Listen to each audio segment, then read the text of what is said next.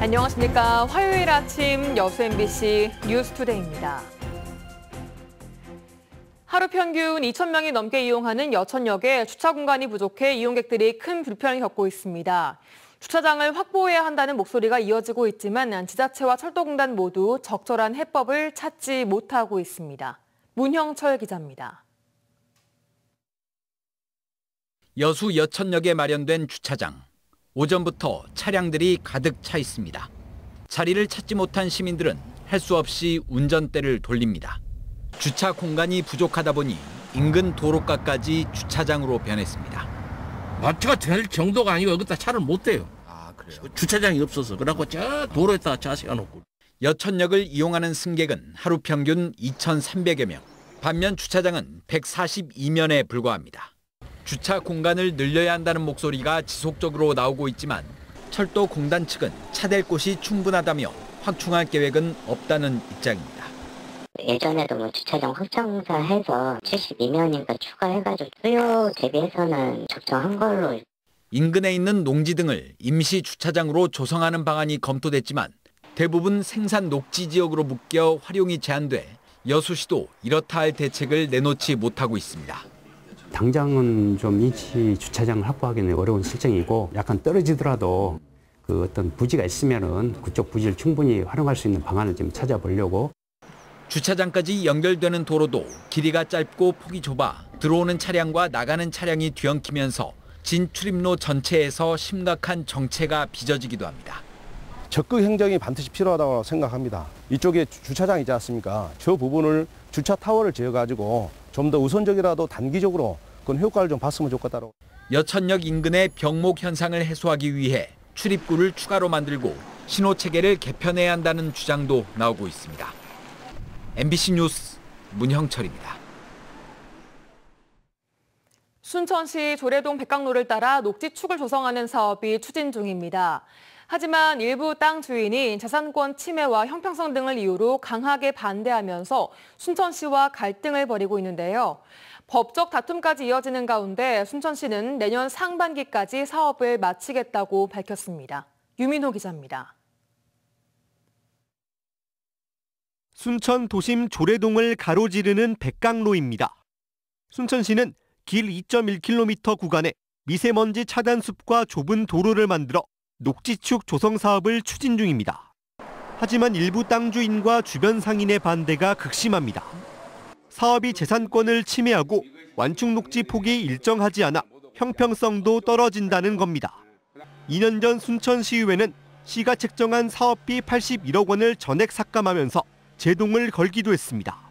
상공인들을 싹 쫓아내고 공원만 만든다 그래서 여기에서 시민들이 안주를 하고 노는 위치가 아니에요, 이곳은. 그래서 저희들도 한 3, 4년 전부터 좀 불안했습니다. 일부 상업시설 앞 이면도로가 불합리하다는 주장도 나왔습니다. 계획된 이면도로 양옆으로 이미 다른 도로가 뚫려 있는 데다 폭마저 좁고 대부분 사유지란 겁니다. 도시계획상 여기까지 살아있는데 순천시는 여기에 큰 도로하고 이쪽 도로나 이쪽도 연결이 되지 않는 이 도로를 지금 개설을 하고 있습니다. 해당 사업을 두고 땅 주인과 순천시 공무원 간 법적 다툼까지 이어지는 가운데 최근 민원을 접수한 국민권익위원회도 현장을 찾아 조사에 나섰습니다. 순천시는 사익보다 공익적 가치가 큰 만큼 사업을 완료하겠다는 입장입니다. 순천시 관계자는 현재 토지 보상이 거의 마무리 단계에 왔다며 늦어도 내년 상반기까지 녹지 조성을 마치겠다고 설명했습니다. MBC 뉴스 유민호입니다. 어린이날 연휴 전남 지역에 내린 기록적인 폭우로 곳곳에서 일 강수량 급값을 경신했습니다. 광주지방기상청에 따르면 지난 5일부터 어제 아침까지 누적 강수량은 광양읍 265mm, 고흥 포도 231mm, 순천 226mm입니다. 또 지난 5일 하루 광양 지역의 강수량은 198.6mm로 5월 하루 강수량 급값을 새로 썼고 순천은 역대 두 번째로 많은 5월 하루 강수량을 경신했습니다. 폭우로 인한 피해도 잇따랐는데요. 전남소방본부에는 이틀 동안 토사 유출과 도로 침수 등 70여 건의 피해 신고가 접수됐으며 고흥에서는 조생벼 80헥타르가 물에 잠겼습니다. 미리 대피했던 산사태 위험 지역 주민 100여 명은 호우특보가 해제된 이후 집으로 돌아갔습니다. 이처럼 기상이변으로 당초 예상했던 30에서 80mm를 넘는 100mm 이상의 비가 내리면서 전남의 농경지 침수 피해도 잇따랐습니다. 전라남도는 이틀간 내린 비로 해남 1,200헥타르, 강진 50헥타르 등 도내 6개 시군에서 농경지 1,539헥타르가 물에 잠겨 15억 3,900만 원 상당의 재산 피해가 발생했다고 밝혔습니다. 특히 수확을 앞둔 보리류와 조생벼 등이 피해를 입은 가운데 전남도는 앞으로도 이 같은 국지성 호우 피해가 지속될 것으로 보고 읍면 단위 방식의 세분화된 피해 대책 마련에 나설 계획입니다. 어제 오전부터 비가 그치면서 호우특보와 함께 산사태 위기경보 주의 단계가 해제됐습니다.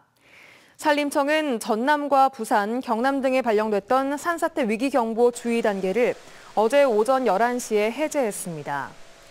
산림청은 또 이번 호우로 발생한 산림 피해 현황을 파악하는 한편 산사태 발생 우려 지역에 대해서는 지속적으로 사전 안전 점검을 강화할 방침입니다. 지자체가 지역 일자리 창출 등을 위해 농공단지를 만들고 공장 등을 유치하고 있는데요. 전남의 농공단지 중 80%가 공장 분양을 위한 규정도 제때 만들지 않으면서 논란을 자초해온 것으로 드러났습니다. 박종호 기자가 취재했습니다. 지난 2016년 준공된 진도군 군내 농공단지입니다. 177억 원을 들여 축구장 36개 크기 면적에 최대 22개 업체가 입주할 수 있는데 현재 6개 업체가 운영되고 있습니다. 적절한 업종의 농공단지를 분양하고 입주 지원 등을 위해서는 관리 기본계획에 따라 추진해야 하지만 근거가 되는 관리 기본계획은 애초부터 없었습니다. 그때 당시 왜 없었는지 저는 모르겠어요. 솔직한 얘기로. 조선에서 식품으로 이제 그걸 바꾸려고 한 뒤 그걸 한번 찾아오도 없는 거예요. 농공단지가 지정되면 지자체는 실시계획과 함께 관리 기본계획을 수립하는 게 원칙. 전남 70개 농공단지 가운데 관리 기본계획이 필요 없는 4곳을 제외한 66개 중 52곳이 준공을 하고도 관리 기본계획을 세우지 않았던 것으로 확인됐습니다. 이 가운데 영암의 한 농공단지는 30년이 넘도록 관리 기본계획 없이 주목국으로 운영하다 2년 전에야 계획을 세웠고 진도와 영광 등 3곳은 여전히 관리 기본계획이 없어 이제서야 수립을 위한 용역에 들어갔습니다. 농공단지 관리계획을 확인하고 점검해야 할 전라남도도 사실상 손을 놓고 있다가 지난 2019년 언론 보도를 계기로 전수조사를 시작하면서 뒤늦게 계획이 세워지고 있는 겁니다. 그런 문제점을 발견하고 이 공문을 뿌려가지고 이렇게 해가지고 그 이후에도 이제 공문 뿌리고 난 후에도 한 10군데 정도 관리기본을 수립했고요. 농공단지 관리 규정을 세우라는 정부 지침이 있는데도 대부분의 지자체는 담당자가 변경되고 오래된 일이라며 납득되지 않는 해명만 내놓고 있습니다. MBC 뉴스 박종호입니다. 바다를 마주한 영광 지역에서는 지금 소금을 채취하는 체험 작업이 한창입니다. 오랜 시간 농부들이 수고하고 또 자연이 함께 도와 만들어낸 귀한 산물인데요. 새벽 체험 현장을 김초롱 기자가 다녀왔습니다. 영광군의 해안 지역인 염산면입니다.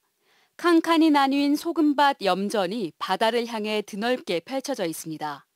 새벽 5시 아직 어두운데 곳곳에 불빛이 보입니다. 염부들은 분주하게 움직입니다. 지금 소금이 지름하고요. 1cm 높이의 진한 바닷물이 덮인 염전. 염부들은 사람 키만한 대패를 들고 그 위를 다니며 바닥을 빈틈없이 쓸어냅니다. 대패가 바닥을 밀어내 시원한 물살이 지나면 감춰졌던 소금이 그 모습을 드러냅니다. 각진 모양으로 하얗게 반짝이는 소금. 바다의 보석이라 불릴만 합니다. 염전 한 칸은 보통 200제곱미터 규모로 날이 좋으면 소금 400kg이 생산됩니다. 이렇게 모아진 소금은 대차라는 수레에 담겨 저장고로 옮겨지게 됩니다. 바닷물을 2차례 증발시키고 깨끗한 바람과 햇빛에 물이 날아가는 과정을 또다시 거쳐 한 달여 만에 얻게 된 결실입니다. 여기에 숙성 과정을 거치면 더 깊은 맛이 나게 됩니다. 특히 농가들은 영광소금이 내는 맛이 다르다고 말합니다. 저희 영광소금은 염도가 낮고 무기질의 함량이 높습니다. 단맛이 나고 그게 특징입니다. 영광 지역의 천일염 업체는 70여 곳, 염전 규모는 약 280헥타르입니다. 영광은 지난해 모두 2만 4천 톤의 천일염을 생산해 신안에 이어 전국에서 두 번째로 소금을 많이 만들어냈습니다.